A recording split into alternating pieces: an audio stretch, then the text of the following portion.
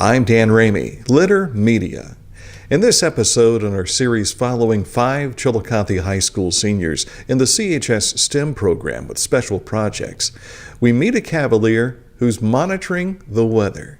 My name is Chad Park, and this is my project, the Weather Rock.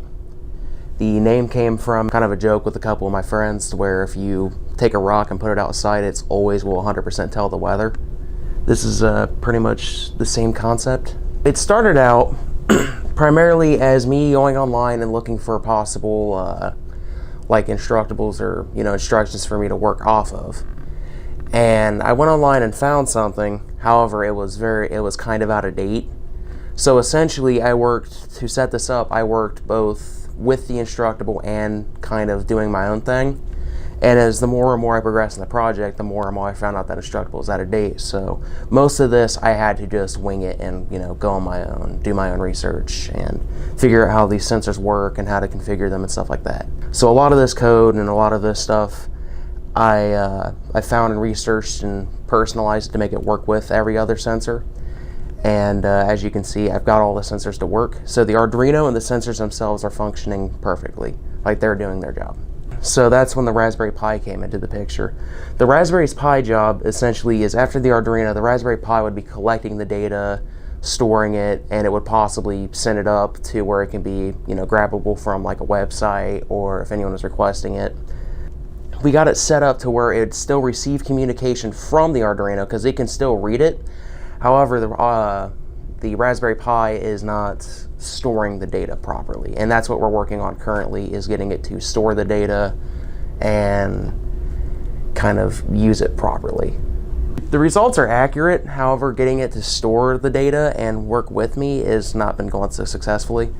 However, I have been learning a lot about how it works and the coding and such. You have to know a little bit so you kind of get a grasp of, okay, how these sensors work and, like what the kind of standard weather conditions are in a typical place. But other than that, once you get the sensors going, you kind of learn a bit of how the sensors themselves work and how they read the weather as you're doing it. So setting this project up, I actually learned a lot about both, the sensors themselves, coding in Python, the Arduino, and I also learned a bit about weather and how many miniaturized modern sensors collect the data and a lot of the kind of standard conditions for weather, like things of that nature. We're probably going to use one of those 3D printers over there or some that's in there, and I'm going to print off a case. I'm going to have to take measurements of all of the Pi, the Arduino, and the breadboard itself, kind of custom created case. I got to establish a secure wireless communication between the Raspberry Pi and whatever computer will be hosting it, which will probably be this one right here.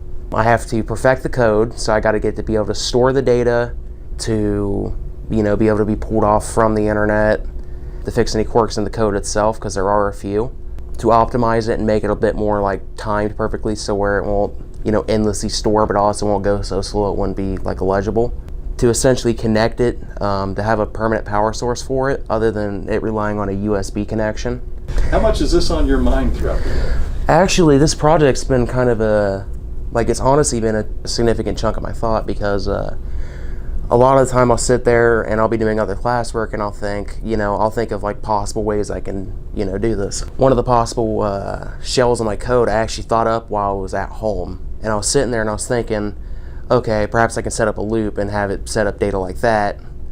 Honestly, it's on my mind a decent amount of time. It's on my mind a bit. I could probably improve it by adding more sensors to it, giving it more functionality. Again, ironing out more and more quirks with the code, because it's code, there's always will be quirks.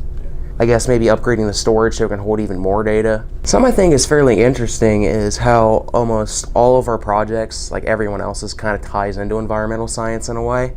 My project actually could assist both the FarmBot, and it also would kind of help out with the solar panels that's being set up currently. All of our projects can very neatly tie into each other. My plans after graduation actually is to go to Southern State, actually, because I already got my stuff for that.